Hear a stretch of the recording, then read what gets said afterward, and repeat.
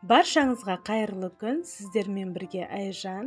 Менің каналыма қош келдіңіздер. Бүгін сіздерге өте дәмді, жесеңіздер ауыздарыңыздан дәмі кетпейтін, пеште пісетін пирожкидің рецебімен бөлісетін боламын.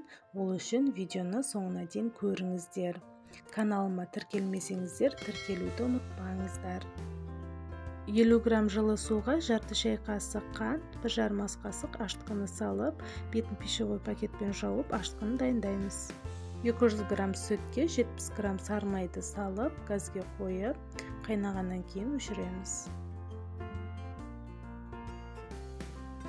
80 грамм ұнға жаңағы қайнаған сүтімізді аз-аздан құйып араластырамыз.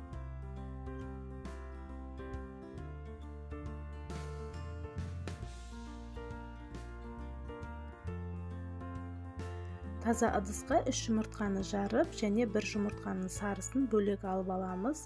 Сосын 1 шай қасық тұз салып, миксермен жақсылап араластырамыз.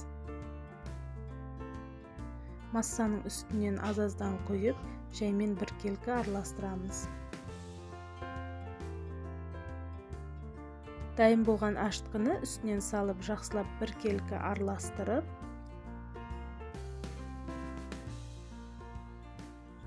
үстінен қалған ұнымызды салып, жақсылап араластырып, қамырымызды илейміз.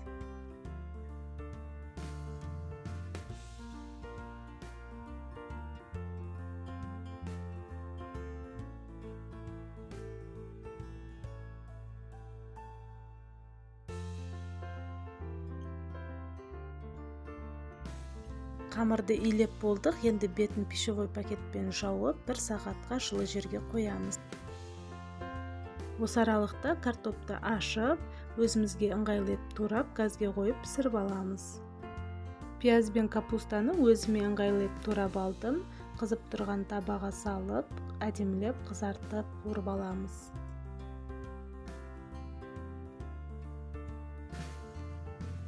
Піскен картоптың ішіне дәміне қарай тұз және қара бұрышты салып, жақсылап езіп араластырамыз.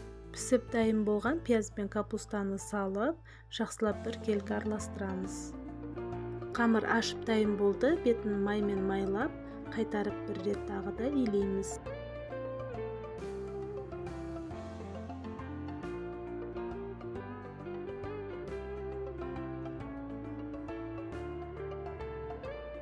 Өзімізге ыңғайлы етіп бірдей бөліктерге бөлеміз. Менде 19 штук шықты. Алдымен қолымызды майлап алып, сосын қолымыздың көмегімен қамырды жайып шығамыз.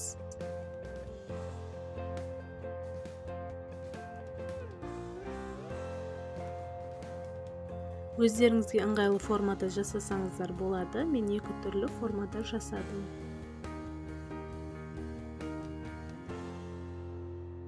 Енді бетін пищевой пакетпен жауып, 10-15 минут көтерілгенше қоямыз.